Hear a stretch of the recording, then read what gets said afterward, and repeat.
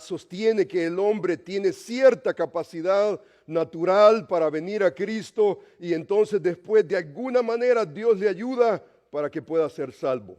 Esto es lo que se llama históricamente un semipelagianismo, que prueba básicamente, trata la manera de hacer una gimnasia bíblica alrededor de la idea que el hombre de alguna manera inicia la salvación.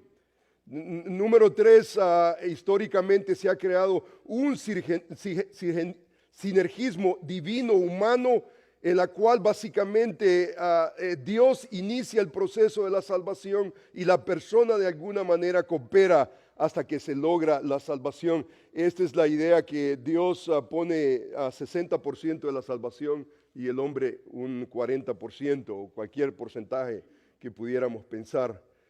Creemos, hermanos, que la Reforma hablaba de un monergismo divino. Monergismo, solamente Dios trae a la persona a Cristo a salvación. Esta es la perspectiva no solamente de los reformadores, pero esta es la perspectiva que encontramos nosotros en las Escrituras. Y hermanos, esto tiene que ver con la gracia, esto tiene que ver con sola gracia, esto tiene que ver con la realidad de cómo la gente se salva.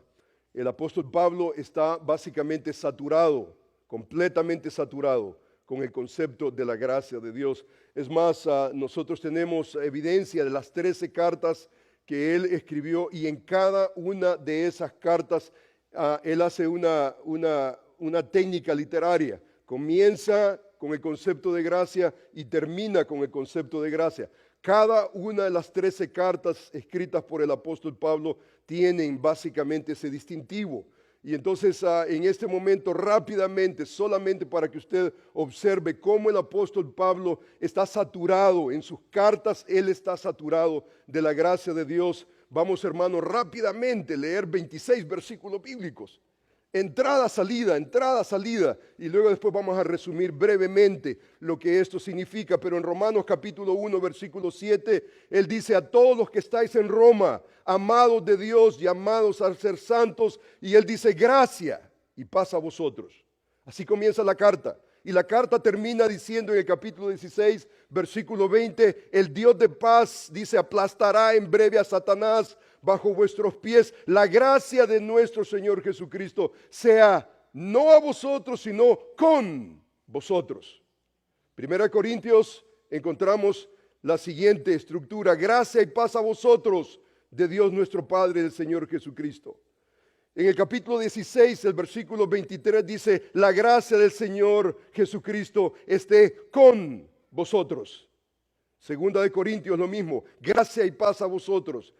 El capítulo 13 dice: la gracia del Señor Jesucristo sea con todos vosotros. Gálatas: gracia y paz sean a vosotros. Termina Gálatas capítulo 6, versículo 18 de la siguiente manera: hermanos, la gracia de nuestro Señor Jesucristo sea con vuestro espíritu. Amén. Dice la Escritura en el libro de Efesios: gracia y paz a vosotros. Termina diciendo: la gracia sea con todos los que aman a nuestro Señor Jesucristo. Filipenses dice: gracia y paz a vosotros. Termina diciendo: la gracia de nuestro Señor Jesucristo sea con todos vosotros. Colosenses dice: gracia y paz sean a vosotros. Y termina Colosenses diciendo: la gracia sea con vosotros. Primera de Tesalonicenses dice: gracia y paz sean a vosotros. Y termina diciendo: la gracia de nuestro Señor Jesucristo sea con todos vosotros. En la segunda carta a Tesalonicenses dice: gracia y paz a vosotros. Y termina diciendo: la gracia de nuestro Señor Jesucristo sea con todos vosotros. En primera de Timoteo, el apóstol Pablo, en una manera más personal, le dice a Timoteo: Timoteo, verdadero hijo en la fe, gracia, misericordia, paz de Dios nuestro Padre y del Señor Jesucristo. Y termina diciendo: la gracia sea contigo. Amén. En segunda de Timoteo, exactamente la misma estructura: gracia de Dios, de nuestro Señor Jesucristo, la gracia sea con vosotros. A Tito le dice: gracia, misericordia y paz de Dios y de nuestro Señor Jesucristo. Y termina diciendo: la gracia sea con todos vosotros. Y finalmente a Filemón le dice: gracia y paz a vosotros de Dios nuestro y de nuestro Señor Jesucristo. Y termina en el versículo 25 diciendo, la gracia de nuestro Señor Jesucristo sea con vuestro espíritu. Hermanos, esta es una técnica literaria, teológica increíblemente importante para nosotros como estudiantes de las Escrituras. Esto lo leemos constantemente en la Escritura, y no solamente en la Escritura, pero teólogos están constantemente haciendo referencia a esa constante repetición. Esto no es algo que el apóstol Pablo esporádicamente aquí y allá. Este es un patrón constantemente en cada una de sus cartas, y yo creo que el hermano John Piper ha percatado este concepto en una manera muy concisa en su libro llamado Futura Gracia, Future Grace. En ese libro básicamente él ofrece por lo menos 5 observaciones que yo he resumido de la siguiente manera. Número 1, la gracia es constante. La gracia, número 1, la gracia es constante en los escritos del apóstol Pablo. La gracia es la palabra o la bendición que ocurre en todas las cartas en medio de otros beneficios.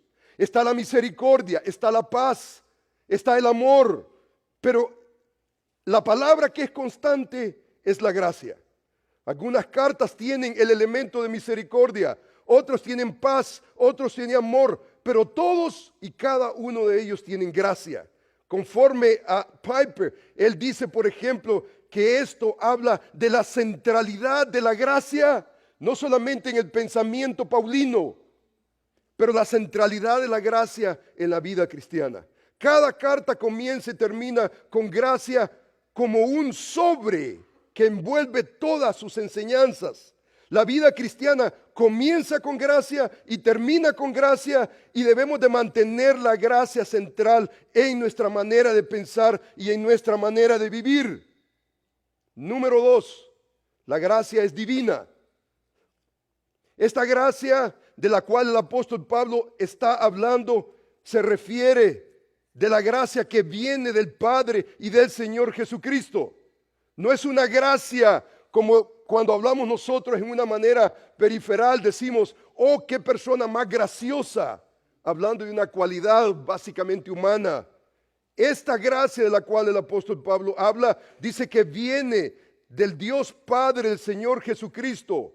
Esto es lo que hace la gracia, gracia que viene de Dios, sin ningún esfuerzo humano. La gracia de Dios es esa abundante suficiencia de parte de Dios, no solamente para comenzar, pero para terminar la vida cristiana. O sea que cuando hablamos de lo que el apóstol Pablo establece sobre la gracia, estamos hablando, por ejemplo, de Romanos capítulo 11, cuando dice, ¿y quién le dio a él primero para que le fuese recompensado? Porque de él y para él son todas las cosas, a él sea la gloria por los siglos de los siglos. Amén. O sea, decir que Dios es el Dios de toda la gracia es decir que Dios es infinito, todo suficiente, autoexistente, completamente fuerte, sustentador, el Señor de todo lo creado. Él es el que merece toda la gloria. Dios no recibe nada de nadie, y por lo tanto la gloria le pertenece solamente a nuestro Dios. Número 3, usted se da cuenta que esto no solamente es de una gracia constante, una gracia divina, pero hay una gracia accesible. La gracia de Dios no es solamente un asunto del pasado, no es solamente un asunto que quedó allá atrás, allá cuando el Señor me salvó, cuando tenía 7 años, 12 años, 20 años. Absolutamente, la gracia de Dios es presente y la gracia de Dios es futura. Y creo yo que ese es el concepto de Piper cuando él escribe future grace, esa gracia futura, no solamente pasada. O sea que en las palabras básicamente del autor de Hebreos, la Escritura dice, acerquémonos pues confiadamente al trono de la gracia para alcanzar misericordia y hallar gracia para el oportuno socorro. Esta es una gracia no del ayer, sino es una gracia del hoy. Por ejemplo, Piper explica que cuando Pablo habla de la gracia a vosotros o gracia con vosotros, habla no de una gracia pasada, sino una gracia que está disponible para el momento de la tribulación. Si somos nosotros realmente cristianos, la gracia de Dios en Cristo Jesús básicamente comienza con ese sacrificio vicario de Jesucristo que nos justifica y hemos sido bendecidos con esa gracia. Sin embargo, Pablo tiene en mente no solamente esa gracia que encontramos nosotros en Cristo, pero una gracia continua, una gracia no solamente que podemos corroborar en el pasado, pero es una gracia que está disponible para el día de hoy. Esto es lo que los teólogos llaman gracia sobre gracia. Número 4, la gracia, si usted se da cuenta, es bíblica, y este es un concepto interesante. La idea de la gracia a vosotros y la gracia con vosotros se puede explicar como dice el hermano Piper. La gracia de Dios viene a través del contenido de la carta a medida que los creyentes oyen la palabra de Dios y responden a la palabra en obediencia. Allí hay gracia sustentadora. Solamente así la gracia va con vosotros a medida que los creyentes entran a un mundo hostil donde necesitan la gracia de Dios.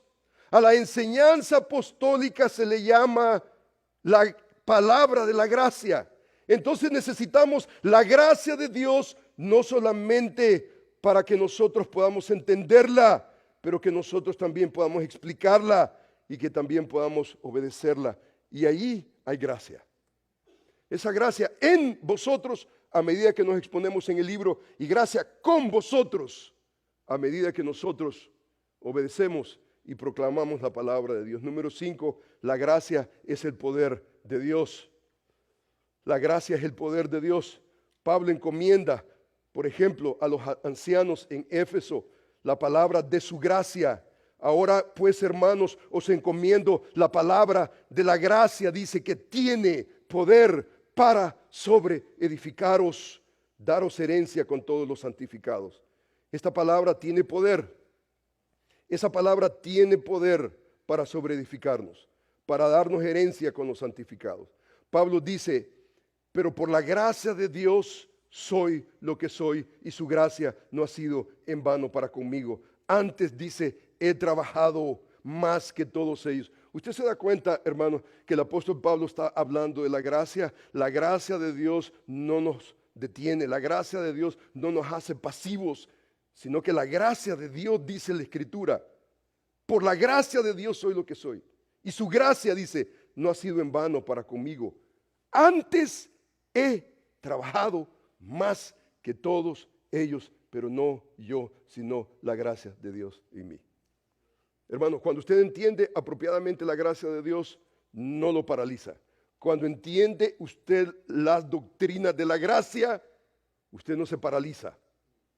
Usted no es un cristiano pasivo. Usted es un cristiano altamente industrialista para la honra, la gloria del Señor, para su reino.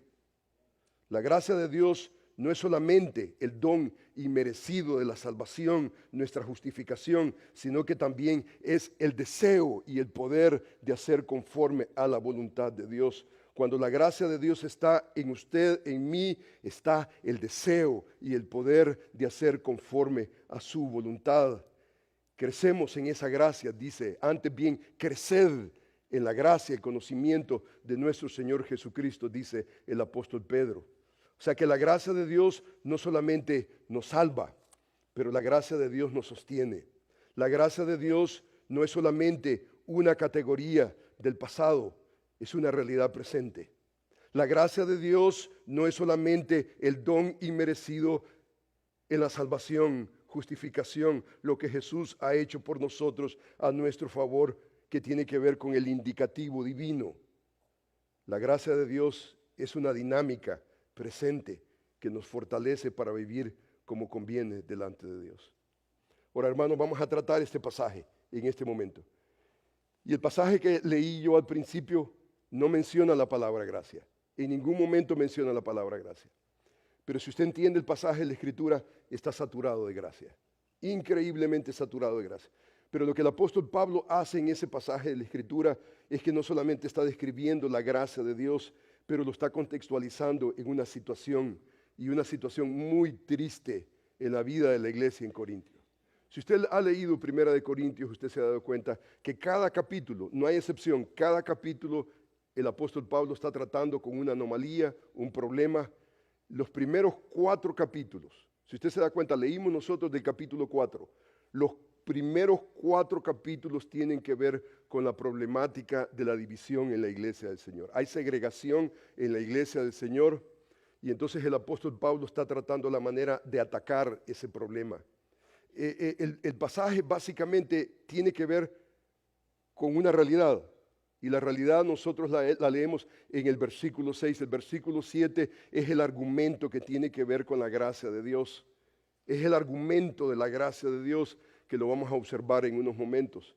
Pero si usted observa, la Escritura dice en el versículo, por ejemplo, 6, el versículo 6 y 7 dice de la siguiente manera: pero esto, hermanos, os lo he presentado como ejemplo de mí y en Apolos por amor de vosotros, para que en nosotros, dice, aprendáis a no pensar más de lo que está escrito, no sea que por causa de uno os envanezcáis unos con otros. O sea, esa es la problemática. La problemática básicamente es que la iglesia está en un estado de envanecimiento. Está viendo a los líderes de la iglesia. Aquí está no solamente Pablo, está Apolos. En el capítulo 1 surge Cefas. Hay un argumento en todo el capítulo 1, 2, 3 y 4.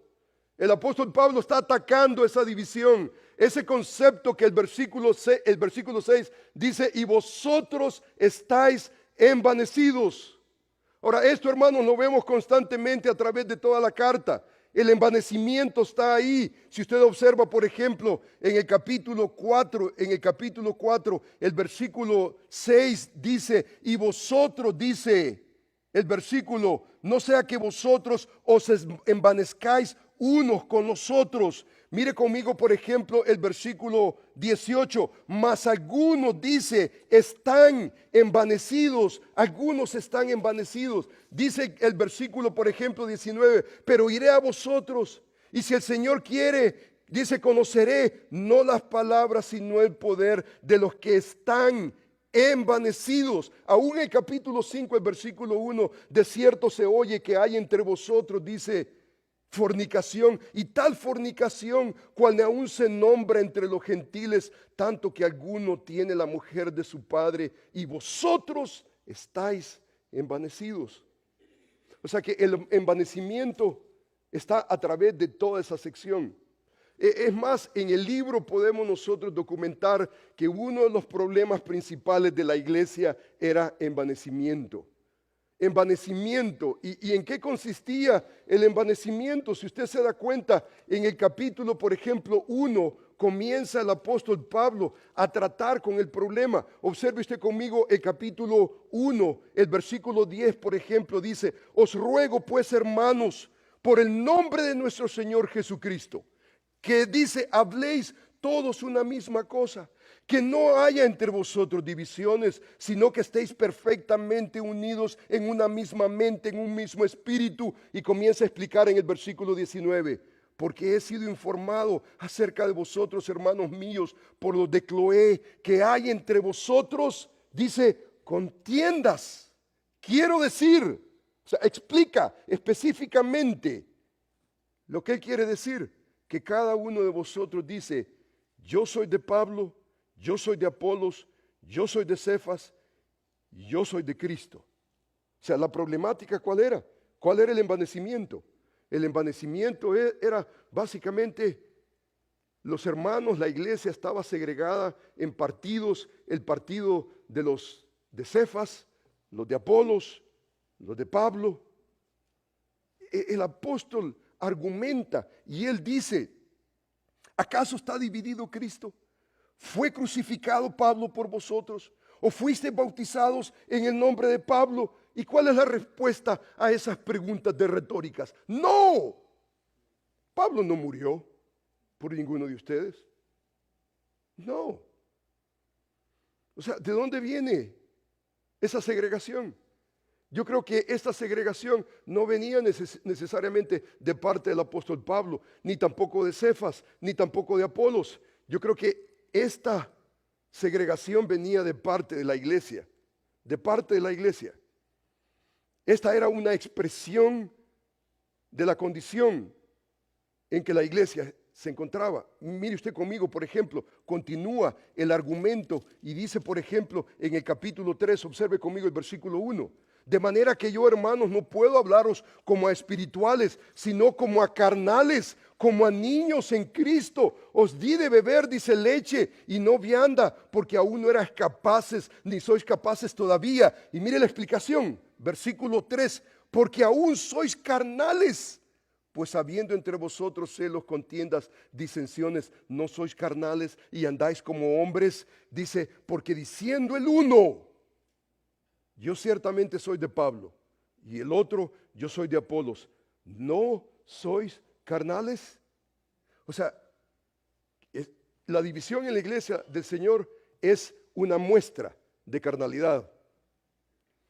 Cuando hay segregación en la iglesia, cuando nosotros decimos, aquí está el partido de los de Cefas, aquí está el partido de los de Apolos, aquí está los de Pablo, esa es una expresión de carnalidad. Es una expresión que simplemente el apóstol Pablo dice, no sois carnales, no andáis como hombres naturales, dice la Escritura.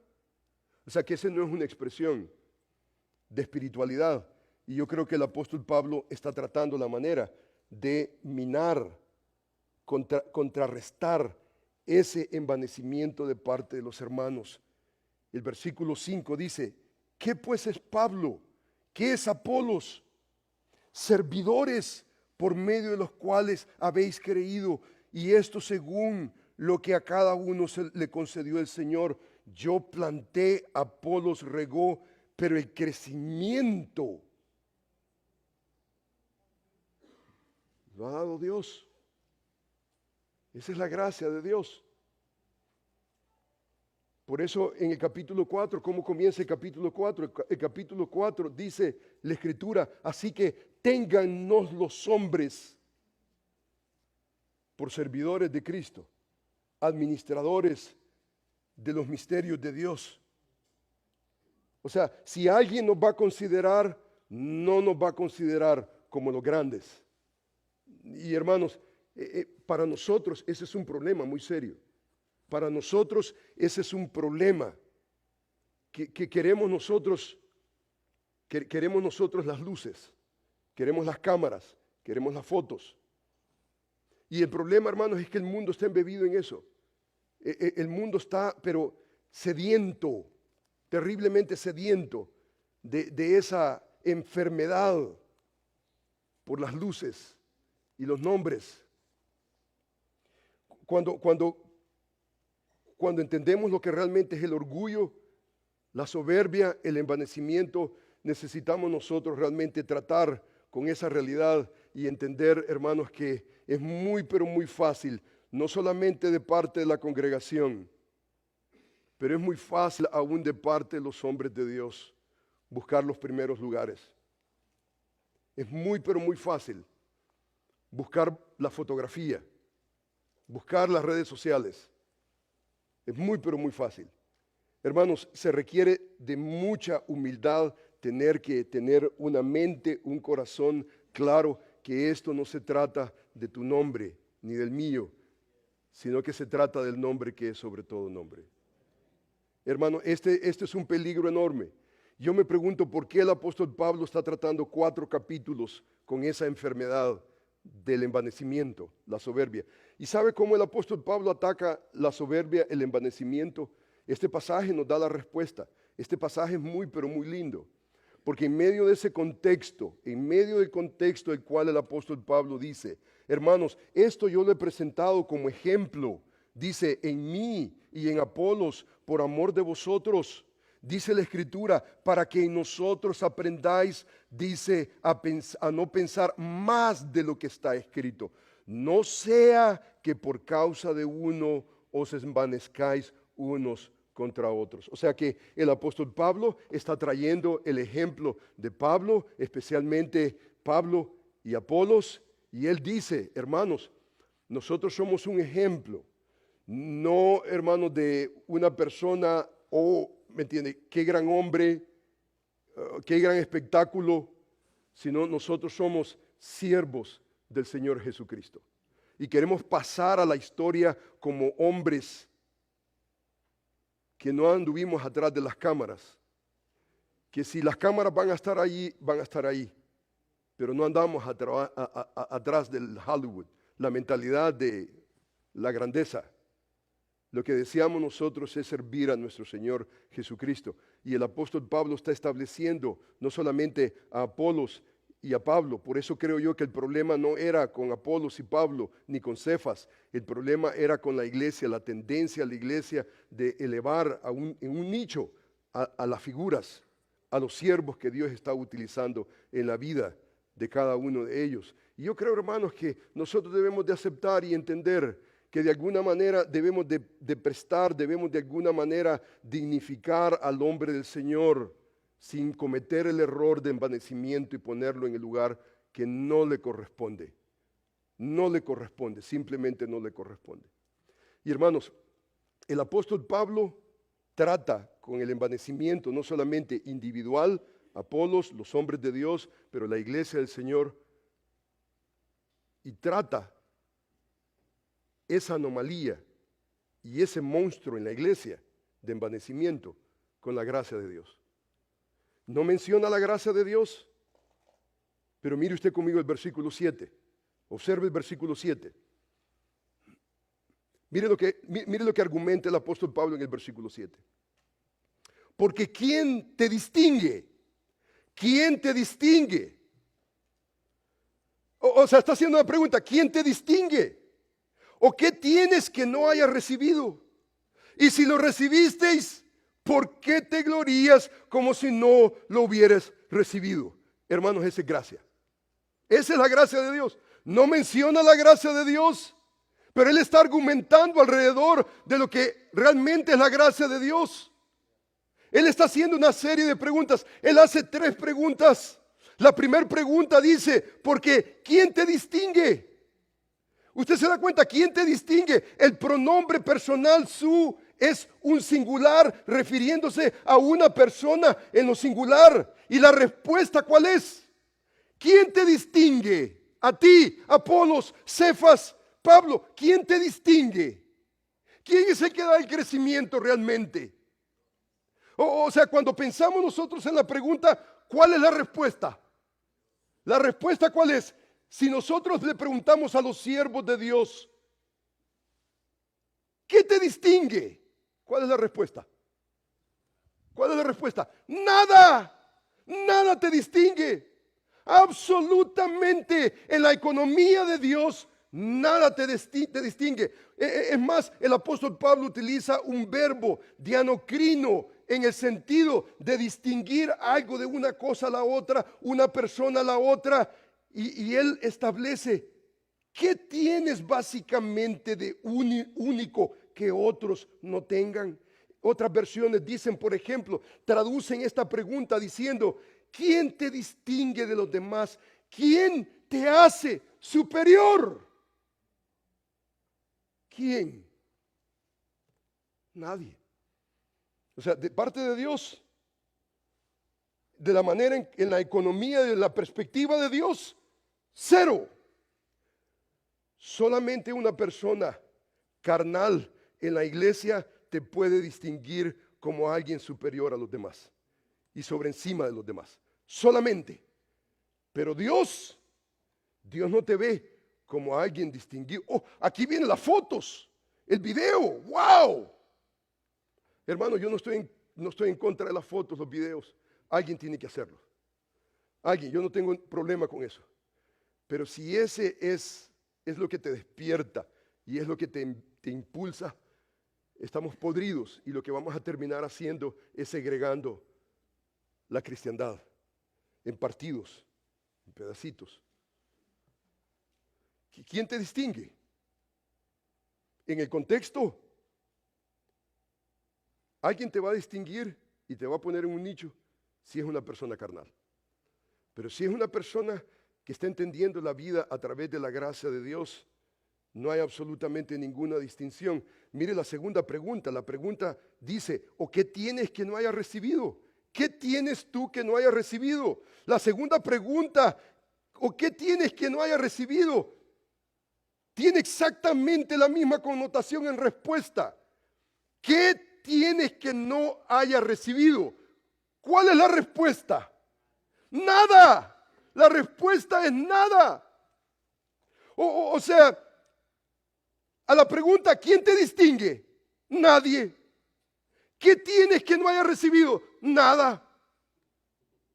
O sea, en otras palabras, la implicación de la pregunta es que todo lo que hemos recibido ha sido dado de parte de Dios. Nada lo hemos obtenido por nuestra fuerza, por nuestro poder, por nuestra mano, por nuestro deseo. Todo ha sido dado de parte de Dios por pura gracia y misericordia. Si implicamos, hermanos, que todo lo que tenemos ha sido dado de parte de Dios, entonces surge la tercera pregunta. Y la tercera pregunta es, ¿y si lo recibiste? ¿Por qué te glorías como si no lo hubieras recibido? Entonces Pablo usa la palabra gloria. Y la palabra gloria está aquí asociada ¿con qué cosa? Con el orgullo, con la altanería, con la soberbia. Está conectada con ese autogloriarnos. La siguiente versión popular dice de la siguiente manera: si lo recibiste, ¿por qué presumes como si no te lo hubieran dado? ¿Por qué presumes? Cualquier cosa que tú tengas, una voz angelical. ¡Wow! ¡Qué voz más preciosa! ¿Y quién te dio esa voz? ¿Quién te dio la capacidad analítica para pensar bíblicamente? ¿Quién te dio esa capacidad? ¿Quién te dio la capacidad comunicativa? ¿Quién te la dio? ¿Quién te dio a ti esa capacidad de poder identificarte con el sufrimiento del hermano? ¿Quién te dio esa capacidad? ¿Quién te la dio? Si alguien te la dio, que en la economía de Dios, Dios nos capacita, Dios nos da dones. Un don es una habilidad especial que Dios da a ciertos miembros del cuerpo de Cristo como Él quiso para poder avanzar su obra, su reino. Él nos ha capacitado, Él nos ha dado. O sea, eso no es nuestro. O sea que el razonamiento es el siguiente. Porque ¿quién te distingue? Nadie. ¿O qué tienes que no hayas recibido? Nada. O si lo recibiste, ¿por qué te glorías como si no lo hubieras recibido? Y entonces eso es envanecimiento. Eso es envanecimiento. O sea, esta básicamente es la razón de por qué Pablo está argumentando y él está rechazando a través de la gracia. Esa es gracia de Dios. Está tratando con una problemática en la iglesia. Los corintios habían recibido muchos dones espirituales, habían recibido conocimiento, tenían abundancia. Sin embargo, ellos en lugar de usarlos y compartirlos, ellos se habían envanecido unos con los otros.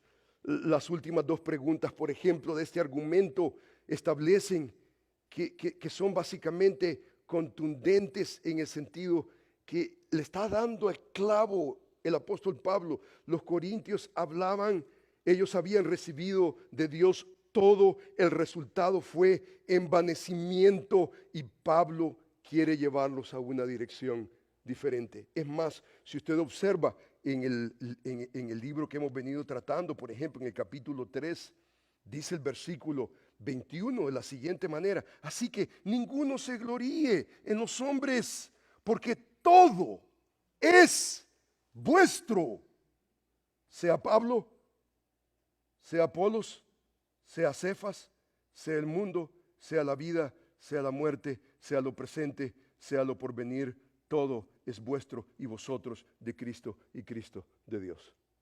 O sea que cuando entendemos la gracia de Dios, cuando entendemos que todo lo que hemos recibido es de parte de Dios, cualquier cosa que pudiéramos nosotros jactarnos, eso queda completamente nulo. Cuando nosotros entendemos la gracia de Dios y vemos a nuestros hermanos y vemos a grandes personas que Dios ha dotado en maneras especiales, usted se da cuenta, no las tratamos con la perspectiva, con el lente carnal y ponerlos en un lugar donde no les corresponde. No los tratamos, no hacemos nosotros esa distinción, sino que tratamos a los hombres de Dios como realmente son, como siervos de Jesucristo. Entonces, hermanos, lo que el apóstol Pablo está tratando es básicamente con lo que Anthony Thiselton, él dice, por ejemplo, que este pasaje de la Escritura es la gramática lógica de la gracia. No menciona la gracia, pero es la gramática lógica de la gracia. Y él añade, por ejemplo, si por gracia, ya no es por obras. De otra manera, la gracia no es gracia. Y si por obras, ya no es gracia. De otra manera, la obra ya no es obra. Pablo escribe, así que no depende del que quiere ni del que corre, sino de Dios que tiene misericordia. Entonces la conclusión del argumento de Pablo es la siguiente, este es el argumento. Si nadie te distingue como superior y no tienes nada que no hayas recibido, entonces no hay razón de presumir y gloriarnos. En otras palabras, si todo lo hemos recibido de Dios, entonces lo que tú crees y lo que tú tienes es pura gracia, en la cual no hay lugar para jactancia, no hay lugar para presunción. La gracia nuevamente es ese don inmerecido de parte de Dios. No nos merecemos la gracia, la misericordia de Dios, y sin embargo Dios nos la ha dado con mucha liberalidad. Cuando entendemos correctamente la gracia de Dios elimina completamente toda reseña de orgullo, de altanería. Envanecimiento no es la dirección. Envanecimiento no es la dirección. Y entonces observamos nosotros, por ejemplo, Pedro habla de la multiforme gracia de Dios. La multiforme gracia de Dios es que nosotros movemos el diamante de la gracia y vemos aspectos de la gracia. No solamente vemos justificación, la predestinación, la cristología, vemos nosotros, pero vemos la gracia de Dios, tiene multiformes. Y entonces vemos una forma de la gracia de Dios y esa gracia sustentadora es esa gracia que nos enseña y nos dice, mira, lo que tú eres es por pura gracia. Lo que tú eres no es por mérito propio. Lo que tú eres es la gracia de Dios, es ese diamante. Y entonces vemos, por ejemplo, no solamente esa gracia inmerecida de la salvación, pero vemos también nosotros la gracia de Dios en el don inmerecido en nuestra santificación. Y entonces aquí encontramos algo muy interesante. Dice, por ejemplo, la Escritura, dice constantemente, porque por gracia sois salvos. Porque por gracia, dice, sois salvos por medio de la fe, y esto no de vosotros, pues es don de Dios. No por obras para que nadie se gloríe. O sea, ante esta realidad Pablo constantemente está diciendo, pero lejos esté de mí gloriarme, sino en la cruz de nuestro Señor Jesucristo. Porque para Pablo la cruz de Cristo significaba la base de la gracia de Dios. No puede haber gracia subsecuente sin la gracia fundamental de la cruz de Cristo. Él está saturado de esa realidad. Pero la gracia de Dios es ese don inmerecido para la santidad. Y yo creo que este es el énfasis de 1 Corintios capítulo 4. En este pasaje de 1 Corintios capítulo 4, Pablo le recuerda a los hermanos sobre la gracia de Dios, no solamente para salvación, sino la gracia de Dios para hacernos ministros de Jesucristo. Esta gracia no solamente nos define, pero esa gracia también nos habilita. Y hermanos, en este momento me gustaría observar lo que eso significa para el apóstol Pablo a través de sus cartas. Y vemos nosotros 13 cartas que él ha escrito. Y él está saturado de la gracia de Dios. Y él habla de la gracia de Dios no solamente en términos soteriológicos. Nos mueve de las tinieblas a su luz admirable por su propia gracia. Pero él nos sostiene con su gracia. Y para él el concepto de la gracia no solamente en el principio, pero en medio y al final, para él, él nos enseña sobre esa gracia, nos habla sobre esa gracia. Y tan importante es el concepto de la gracia para el apóstol Pablo, que él resuelve no solamente divisiones en la iglesia, está trayendo el concepto de la gracia. No usa la palabra, pero el concepto está ahí, lo hemos observado. Pero el apóstol Pablo habla de ese envanecimiento. Hermanos, ustedes están envanecidos. Ustedes son carnales, tratando de poner a uno en un pedestal, el otro al otro. Y eso es una expresión de carnalidad. Y entonces él trae la gracia de Dios. Y para él la gracia de Dios es tan crucial. Es más, no podemos vivir la vida cristiana, no podemos comenzar con la gracia y terminar en la carne. No podemos comenzar en la gracia y terminar en las obras. No podemos terminar con la habilitación de parte de Dios y de momento decir, ya no necesito a Dios, hoy es esfuerzo mío. Absolutamente, para el apóstol Pablo eso simplemente no existe. Y en su segunda carta, él plasma ese concepto en una manera increíblemente clara. Si usted tiene su Biblia, ábrala en 2 de Corintios y vea un ejemplo tan pero tan precioso de la gracia de Dios en la vida del apóstol Pablo, especialmente en cuanto a ese concepto del envanecimiento. Tan importante es el envanecimiento para Pablo, es un monstruo que destruye no solamente iglesias, pero destruye individuos y él está completamente consciente de esa realidad. Y en el capítulo 12 de 2 de Corintios nosotros leemos el ejemplo personal del apóstol Pablo. Y mire usted conmigo lo que dice el versículo, por ejemplo, si usted observa en segunda de Corintios, el capítulo 12, aquí encontramos nosotros básicamente cómo el apóstol Pablo está contrarrestando el orgullo, el envanecimiento en su propia vida. O sea que cuando entendemos la gracia de Dios, que es el deseo, el poder de hacer conforme a su voluntad, entonces apreciamos más no solamente lo que Pablo ha escrito, pero el ejemplo del apóstol Pablo. Mire lo que dice el capítulo 12, versículo 1. Ciertamente, dice el apóstol Pablo, no me conviene gloriarme, pero vendré a las visiones y a las revelaciones del Señor. Dice, ciertamente no me conviene gloriarme, no absolutamente, dice el apóstol Pablo está consciente que gloriarse a sí mismo no es la dirección.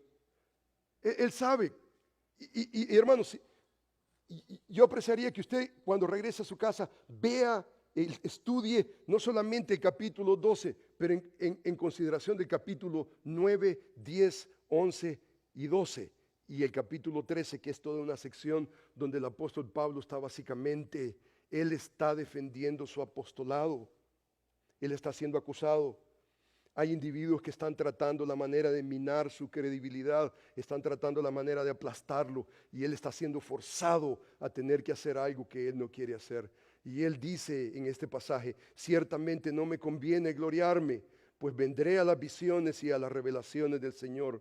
Conozco a un hombre, dice él, en Cristo, que hace 14 años, si en el cuerpo no lo sé, si fuera del cuerpo no lo sé, Dios lo sabe, fue arrebatado hasta el tercer cielo. Y conozco a tal hombre, si en el cuerpo o fuera del cuerpo no lo sé, Dios lo sabe, que fue arrebatado al paraíso, donde oyó palabras inefables que no le es dado al hombre expresar.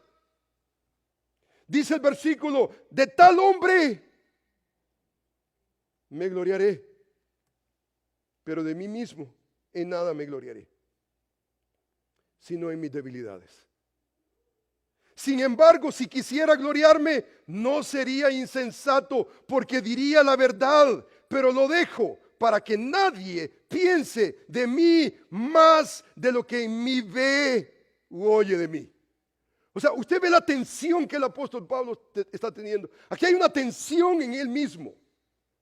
Él les quiere decir a los hermanos, imagínate tú, tuviste una experiencia tan singular, dice la Escritura, fui arrebatado hasta el tercer cielo. Escuché palabras inefables que no le es dado al hombre escuchar. O sea, esto es singular. Yo creo que cualquier soberbio que hubiera experimentado eso, lo emplasta en todas las redes sociales. Para que el mundo sepa cuán espiritual es él. Pero Pablo tiene una tensión. Y la tensión del apóstol Pablo es: no me conviene gloriarme. Porque gloriarnos a nosotros mismos es despreciar la gracia de Dios y es segregar a la iglesia del Señor. Pablo está consciente. Y dice la Escritura en el versículo 7. Observe usted conmigo el versículo 7. Y para que la grandeza de las revelaciones no me exaltasen desmedidamente, me fue dado un aguijón en mi carne, un mensajero de Satanás, que me abofetee,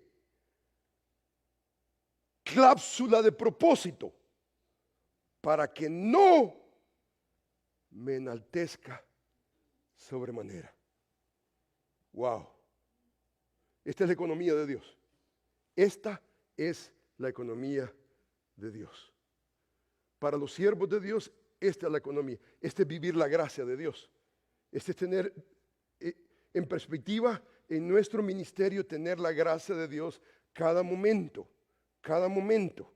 Dice la Escritura, respecto a lo cual, dice, 3 veces, dice, he rogado al Señor que lo quite de mí. Y me ha dicho, bástate mi gracia, porque mi poder, la gracia vinculada con el poder, dice que se perfecciona en la debilidad. Por tanto, de buena gana me gloriaré, mas en mis debilidades, para que repose sobre mí el poder de Cristo. Por lo cual, por amor de Cristo, me gozo en las debilidades, en afrentas, en necesidades, en persecuciones, en angustias, porque cuando soy débil, entonces, dice el apóstol Pablo, soy fuerte. O sea que este pasaje nuevamente, en su contexto, el apóstol Pablo está defendiendo su apostolado de los falsos maestros que están tratando la manera, han entrado en la iglesia de Corinto y ya están destruyendo no solamente la iglesia, pero la credibilidad del apóstol Pablo. La gracia de la cual el apóstol Pablo está hablando en este pasaje es una gracia no solamente salvífica, pero una gracia suficiente para la condición que él está viviendo en ese momento. El versículo 10, por ejemplo, la describe de la siguiente manera. Dice, en debilidades, afrentas, necesidades, persecuciones, angustias. Hermanos, imagínese usted, hipotéticamente, supongámonos que Pablo hubiera básicamente en su condición, imagínese debilidad, afrenta, necesidad, persecución, angustia, siendo perseguido por pseudoapóstoles, pseudoprofetas, hombres que están ahí tratando de destruir la credibilidad del apóstol Pablo. Imagínese un hombre atribulado de esa manera. Imagínese usted qué hubiera hecho el apóstol Pablo en nuestros días. Ir con el psicólogo.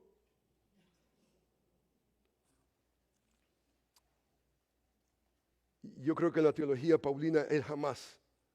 Es más, para tratar con sus debilidades, afrentas, necesidades, persecuciones y angustias, el apóstol Pablo no está yendo con su amigo, no está yendo con Timoteo, no está hablando con Tito, no está hablando con Lucas, no. Él está hablando con Dios. Él está viniendo delante de Dios. Y lo que Pablo está escribiendo en este pasaje de la Escritura, tan estratégico, no solamente para la vida de un ministro, pero su ministerio, él nos enseña por lo menos 4 realidades importantes en este pasaje de la Escritura. Número 1, si usted se da cuenta, Dios le dio al apóstol Pablo un privilegio especial. Dios le dio a Pablo un privilegio especial que nos le dio a todos. Un ministerio que tiene que ver con la revelación de Dios. Pablo está consciente de que ese privilegio dado por Dios tiene la potencialidad de envanecernos. ¿Usted se da cuenta de eso, hermano? esa experiencia, esa habilidad dada por Dios, tiene la potencialidad de enfermar nuestra cabeza. No por la gracia de Dios, sino por nuestro propio pecado. Fácilmente podemos envanecernos y el apóstol Pablo está preocupado por mantener la gloria de Dios.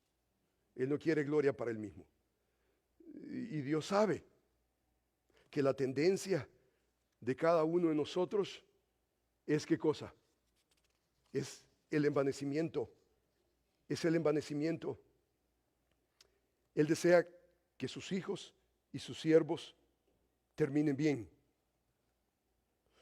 Y entonces vemos estas cuatro realidades. Número uno, hermano, Dios desea mantener a los hijos de Dios, a los ministros, y desea mantenerlos humildes. Humildes. Si, hermanos, no hay humildad, no apreciamos la gracia de Dios. Si no hay humildad en usted, no apreciamos la gloria de Dios. Lo que vamos a terminar haciendo, ¿qué cosa es? Es buscando nuestra propia gloria. Vamos a andar buscando cómo crear mecanismos, sistemas para que nuestro nombre salga en los periódicos y que pueda de alguna manera estar al ojo público. Dios desea mantener a sus hijos, especialmente a sus ministros, humildes, porque Dios no puede usar a un hombre soberbio.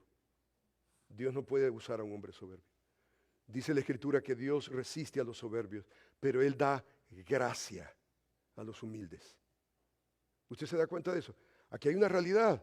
Aquí Dios le está dando al apóstol Pablo algo tan único que no es para todos, pero en eso único Dios sabe que la tendencia de nosotros como humanos es alzarnos. Y entonces en el momento en que nosotros comenzamos a alzarnos, ¿cómo vemos a los demás? Los vemos nosotros y los vemos con desdén. Y los vemos, pobrecito tú, no eres nada, no eres nadie. Y terminamos pisoteando por quien Cristo murió. Para Pablo eso es importante. Para Pablo es importante la gloria de Dios. O sea que el foco de atención no eres tú. El foco de atención no somos nosotros. El foco de atención, hermano, continúa siendo el nombre que es sobre todo nombre. Hermano, nosotros hemos venido hablando de la reforma. Hemos hablado de los reformadores. Los reformadores tenían claro este concepto. Martín Lutero, por ejemplo, se enfadó cuando se dio cuenta que los seguidores, los que le seguían, lo admiraban, comenzaron a llamarse por primera vez luteranos en nombre de Lutero. Y la preocupación de Lutero, dice la historia, que era que sus seguidores fueran devotos de Cristo y no de un hombre. Cuando Lutero se dio cuenta de esto, la historia dice que él se enfureció y él dijo las siguientes palabras: ¿qué es Lutero? ¿Qué es Lutero? ¿Qué es Lutero? ¿Qué es Will? ¿Qué es Roberto? ¿Qué es Víctor? Camacho, ¿qué es? Él responde: la enseñanza no es mía. ¿Cómo llegué yo? Pobre bolsa apestosa de gusanos que soy. Que Dios nos proteja contra los predicadores que agradan a todo el pueblo y disfrutan de un nombre, de un buen testimonio. Los oyentes deben decir: no creo en mi pastor, pero él me habla de otro Señor cuyo nombre es Jesús de Nazaret. La atención no eres tú y nos cuesta. Pablo está con una atención increíble. Pablo sabe que ha sido habilitado por Dios. Pablo está consciente. Dios le dice: mira, yo no solamente te voy a dar esta habilidad especial que no es para todos dada, pero con esto te voy a dar, número 2, un aguijón en la carne. Y esto es sufrimiento. Y hermanos, no hay tiempo para especular. Este pasaje, por ejemplo, dice, y para que la grandeza de las revelaciones no me exaltasen, dice, me fue dado un aguijón en mi carne, un mensajero de Satanás que me abofetee, y el propósito es para que no me enaltezca sobremanera. La razón, hermanos, del sufrimiento en este pasaje es para que la grandeza de las habilidades que Dios te da, las revelaciones, no te enaltezcan. Él no quiere terminar soberbio con una cabeza deforme. No, Pablo dice, se me fue dado. Y si usted lee ese verbo, es un verbo pasivo, que expresa la idea que Pablo no buscó el sufrimiento, porque el sufrimiento no lo buscamos.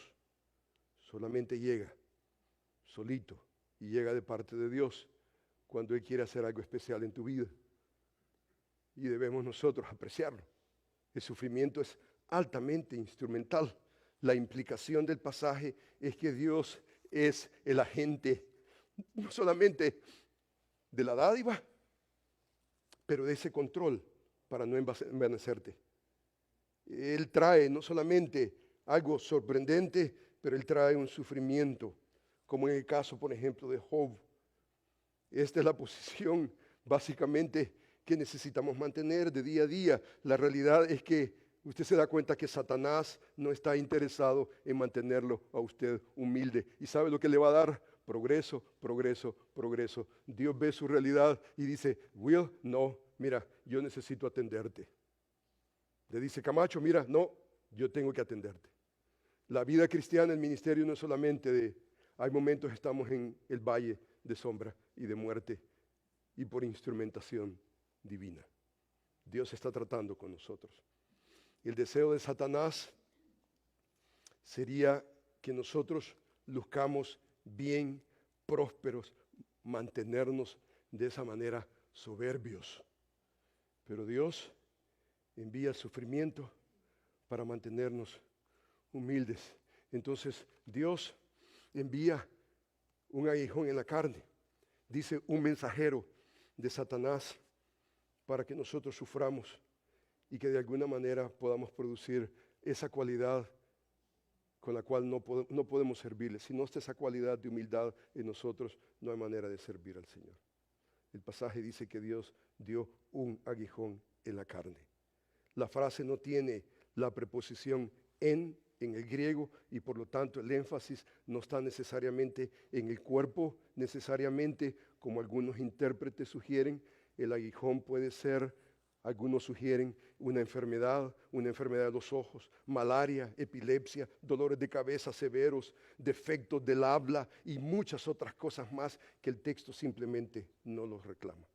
Creo que conforme al contexto, la mejor interpretación es que esto tiene que ver con los opositores de Pablo que están básicamente buscando. Ellos son aguijón en la carne. Por ejemplo, el libro de Números, capítulo 33, versículo 55, dice, y vosotros echaréis a los moradores del país delante de vosotros.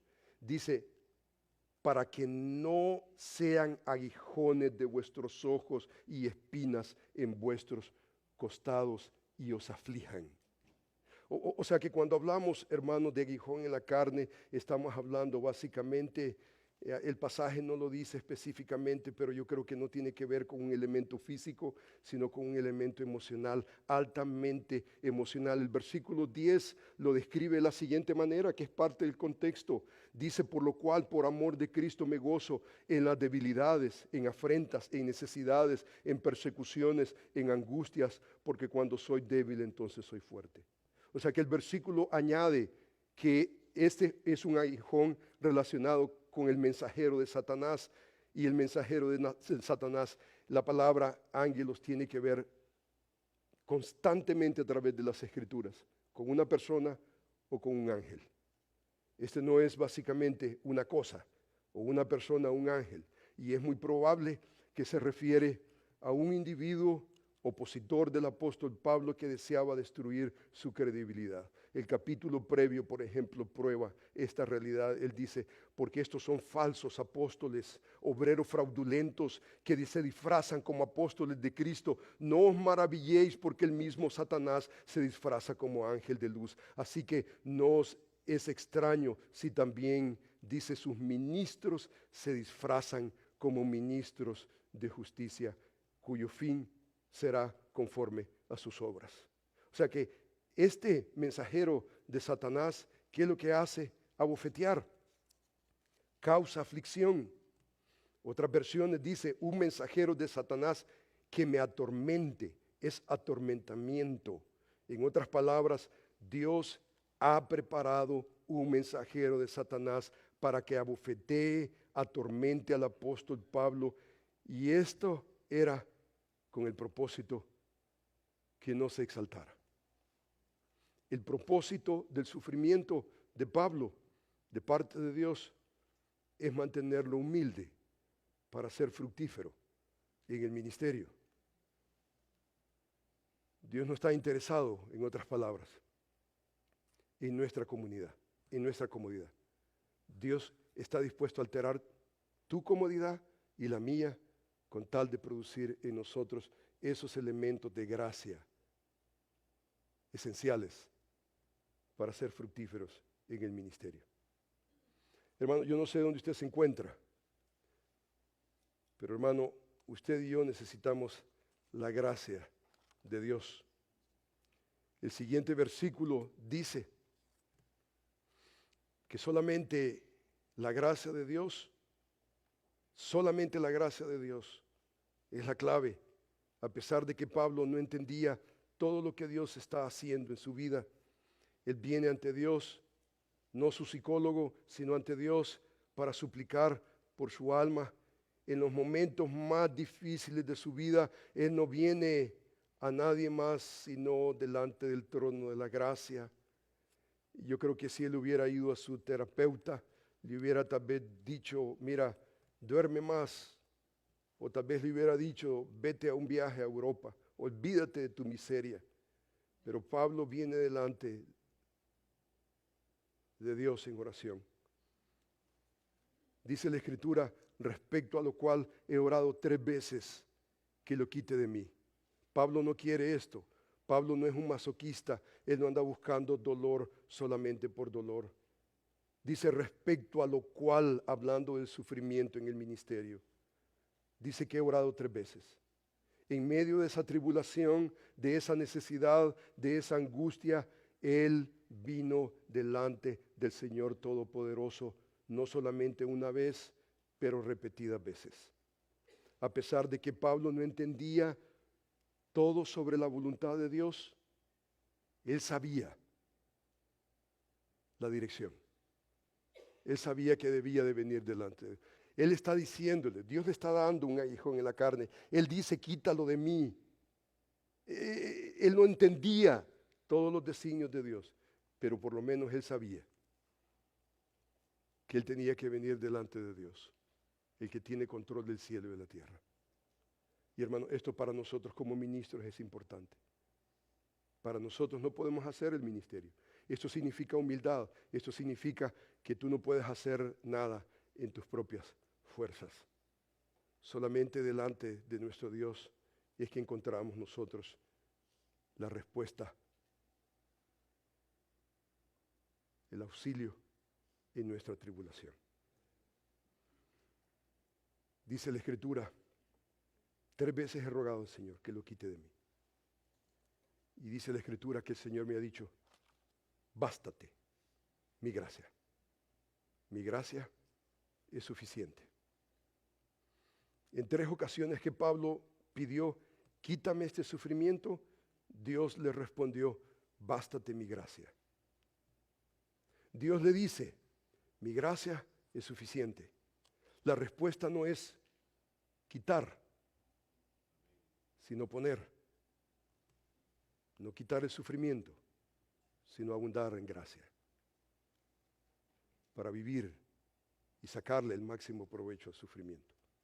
En otras palabras, Dios no quiere quitar necesariamente el sufrimiento. Necesariamente la respuesta no es quitar el sufrimiento, porque este tiene un propósito divino para mantenernos humildes delante de Dios, dependiendo siempre delante de Él. La realidad, hermanos, es que en esta vida vamos a tener tribulación, vamos a tener angustia, vamos a tener debilidad, no hay duda. Y Dios nos responde y nos dice: bástate mi gracia. Esto nos mantiene humildes y nos lleva delante de Dios a depender persistentemente de parte de Dios.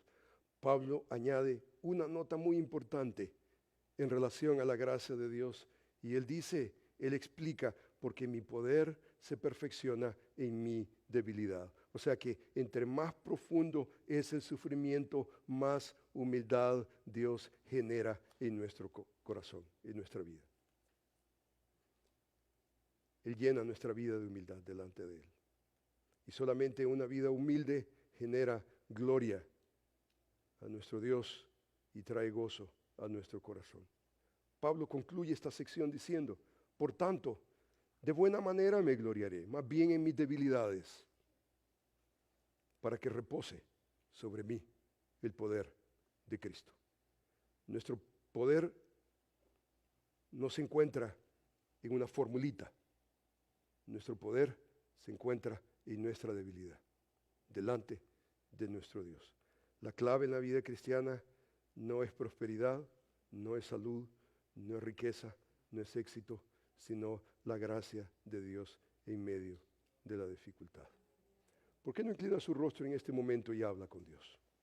Yo quiero que usted venga delante de Dios. Yo no sé su situación. El apóstol Pablo describe constantemente, en todas sus cartas él habla. En el capítulo 1, por ejemplo, él dice: hermanos, no queremos que ignoréis acerca de nuestras tribulaciones que nos sobrevino en Asia. Fuimos atribulados sobremanera más allá de nuestras fuerzas, de modo que aún perdimos la esperanza de conservar la vida, dice la Escritura. Pero tuvimos, dice, en nosotros sentencia de muerte, para que no confiásemos en nosotros mismos, sino en Dios, que resucita a los muertos. Él, dice Pablo, nos libró, nos libra, y quien esperamos que nos librará de toda muerte. Más adelante, en una de sus cartas, él escribe: procuro venir pronto a verte, porque Demas me ha desamparado, amando este mundo. Crescente fue a Galacia, Tito a Dalmacia, solo Lucas está conmigo. Trae a Marcos, porque me es útil para el ministerio. Tíquico lo envié a Éfeso.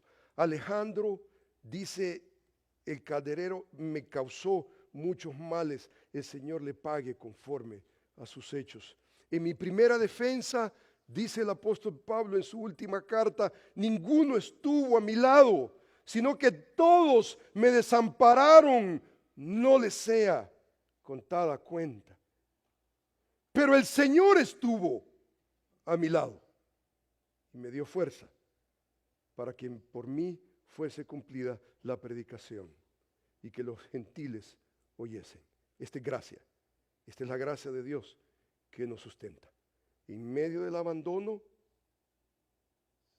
el Señor estuvo a mi lado y me dio fuerza. Amantísimo Padre, Señor, yo quiero agradecerte por la vida transparente del apóstol Pablo. Leemos al apóstol Pablo y él no está en Disneyland.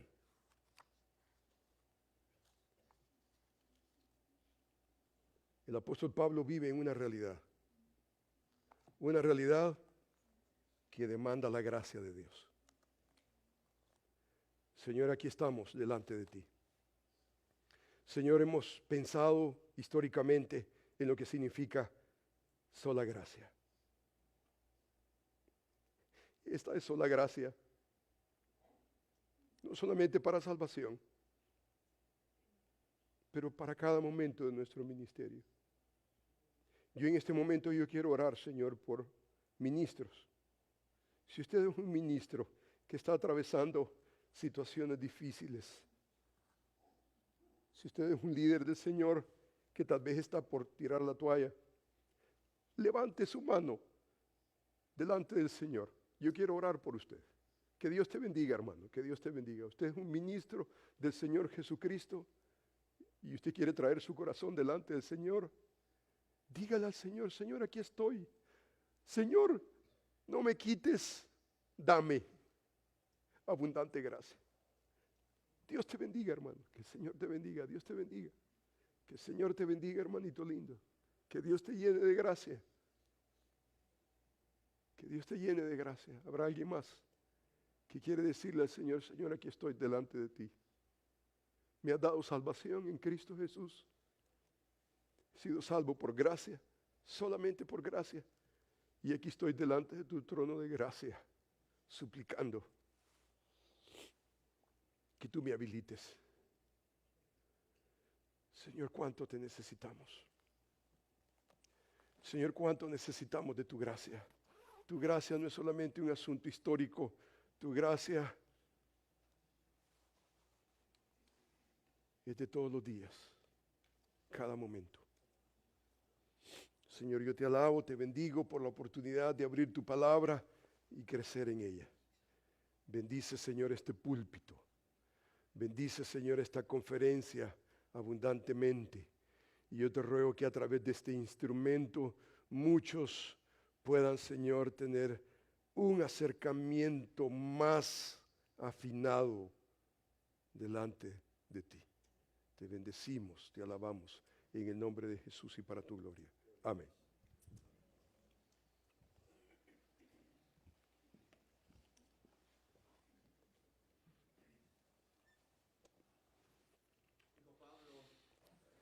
Soy lo que soy por la gracia de Dios. Sí, hermanos corintios, no me ven a mí, sino la gracia de Dios en mí, sola gracia. Bueno, pues, ¿qué les parece si nos ponemos de pie? Muchas gracias, hermano Roberto. Vamos a estirarnos, voltéese y salude a alguien que esté cerca de ustedes. Vamos a tener el momento de saludarnos en lo que el grupo pasa al Dios te bendiga, mi frente hermano. para comenzar la siguiente Bendiciones, papá lindo, sesión. que Dios te bendiga. ¿Qué? Bendiciones. Pasa el grupo al frente.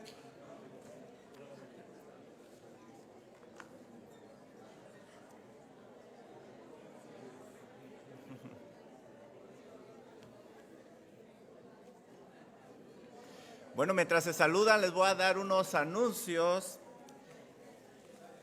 Al próximo descanso, si gustan ir pagando por su lunch, así no necesitan formarse, lo pueden hacer al próximo descanso.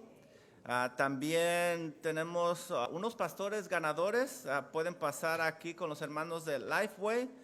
Ya tienen ahí su regalo. Los pastores ganadores son Rodrigo Zamora, de Iglesia Bíblica Gratus, Juan Sánchez, de Iglesia Bautista El Calvario, Jerry Fuentes, de Vida Vertical, y el pastor Mario Díaz Ceballos. Pasen ahí con Lifeway, que les tienen unos regalos.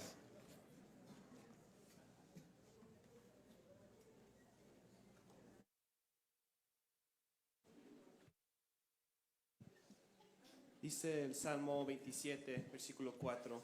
Una cosa he demandado a Jehová, esta buscaré, que esté yo en la casa de Jehová todos los días de mi vida, para contemplar la hermosura de Jehová. Por eso estamos aquí, para mirar la hermosura de Jehová, porque como Él no hay otro. Vamos a alabarle todos juntos.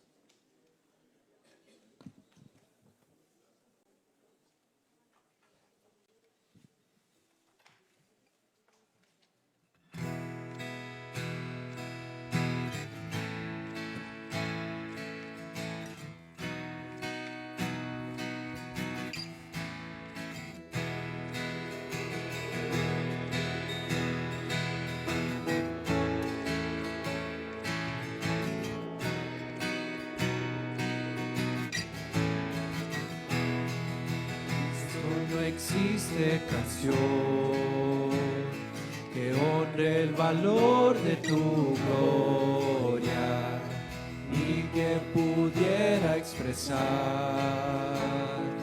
tu incomparable belleza. Eres incomparable, Cristo, te amamos, te adoramos, incomparable, Cristo, te amamos, te adoramos, Dios.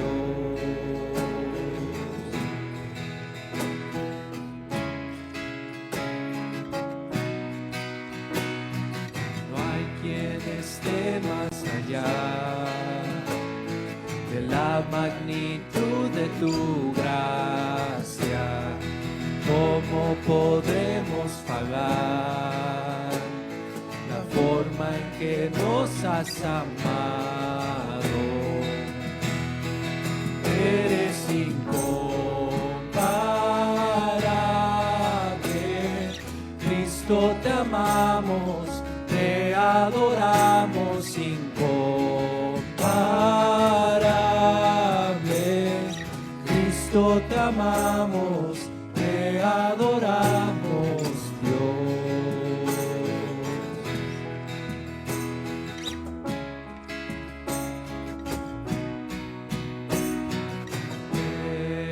Eres tú nuestro todo, solo tú, Jesús.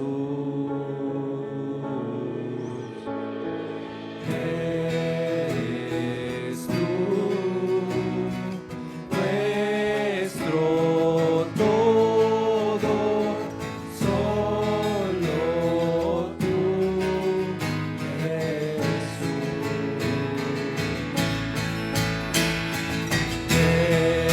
Eres tú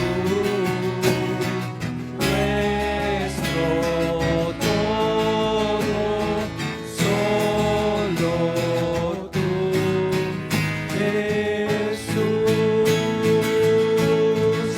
Eres incomparable, Cristo, te amamos, te adoramos, incomparable, Cristo, te amamos, te adoramos, incomparable, Cristo, te amamos, te adoramos, incomparable, Cristo, te amamos, te adoramos, Dios.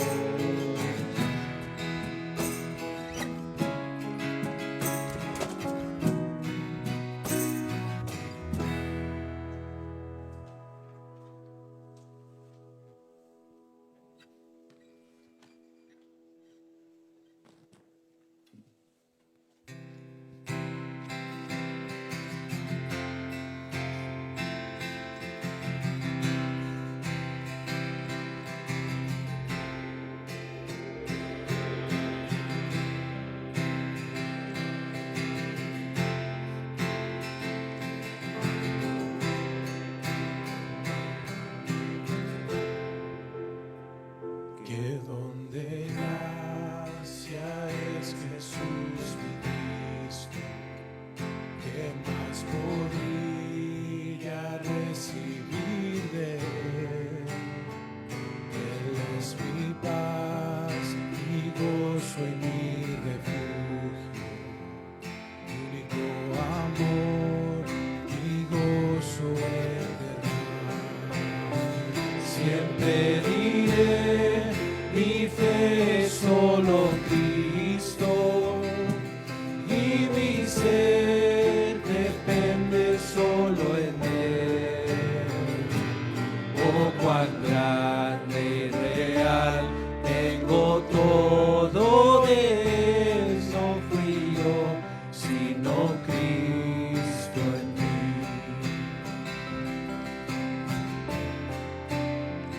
En tempestad, no estoy desamparado. Cerca de mí el Salvador está. Camino en angustia y regocijo. En mi aflicción aún muestra su poder. Siempre diré, es Dios que me defiende. En los valles Él me guiará. Ya la noche acabó y el sol alumbró. No fui yo, sino Cristo en mí.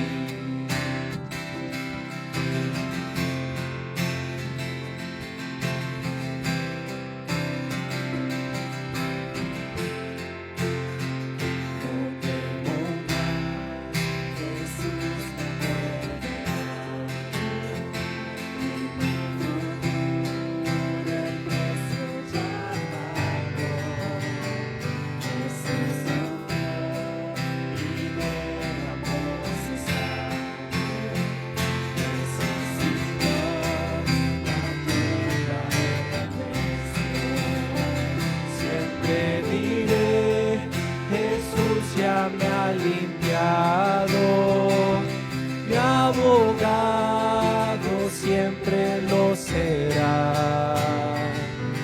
No más carga en mí, Él todo lo pagó. No fui yo, sino Cristo en mí.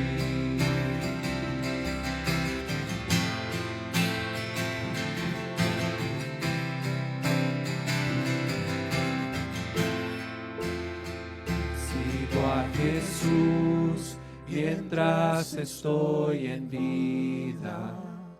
Él prometió llevarme al hogar y cada día Él me perfecciona hasta estar delante del gran Rey. Siempre diré, Jesús es mi esperanza y la gloria, todo es para Él. Cuando llegue al final, aún con fuerza diré, no fui yo, sino Cristo en mí. Siempre diré, Jesús es mi esperanza y la gloria, todo es para Él. Cuando llegue al final, aún con fuerza diré, no fui yo, sino Cristo en mí. Cuando llegue al final, aún con fuerza diré, no fui yo, sino Cristo en mí. No fui yo, sino Cristo en mí. Amén. Por favor, tomen asiento.